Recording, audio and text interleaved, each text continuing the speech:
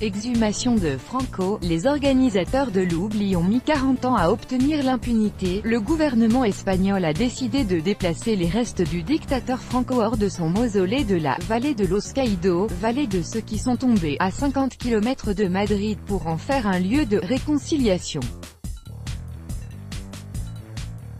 Sputnik s'en est entretenu avec Emilio Silva, président de l'Association pour la reconnaissance de la mémoire historique.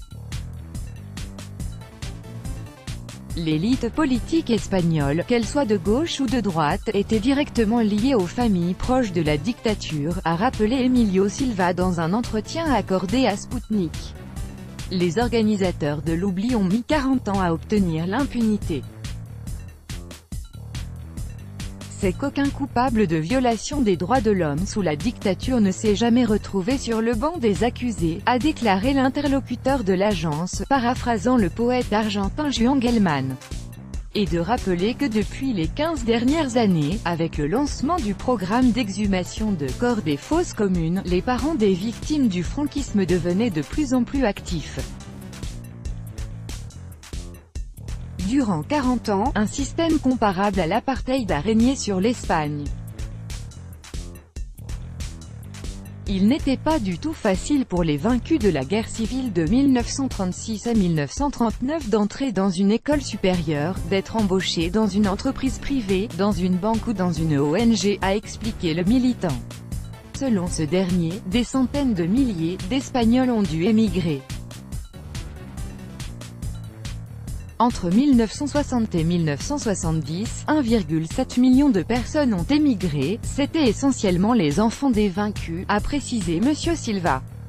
Et de relever que 4 décennies après la fin du franquisme, 114 200 personnes étaient toujours portées disparues. Les opposants au régime de Franco étaient jetés en prison, dépouillés de leurs biens et humiliés.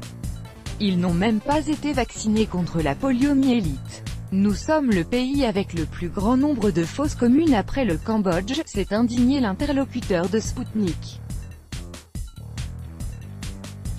La vallée de Los Caídos a été ouverte le 1er avril 1959 pour commémorer le 20e anniversaire de la fin de la guerre civile. On la faisait passer pour un lieu de réconciliation, les franquistes et 330 000 républicains y reposant. Si on lit toutefois le discours prononcé par Franco lors de l'inauguration de cet ensemble monumental, on comprendra qu'on avait vécu tout ce temps sous l'apartheid. C'est le symbole d'une fausse réconciliation, a résumé le président de l'Association pour la reconnaissance de la mémoire historique. La tombe du général Francisco Franco est à côté de celle du fondateur du parti fascisant de la Phalange, José Antonio Primo de Rivera, dans la vallée de Los Caídos, monument que le dictateur avait conçu à sa propre gloire.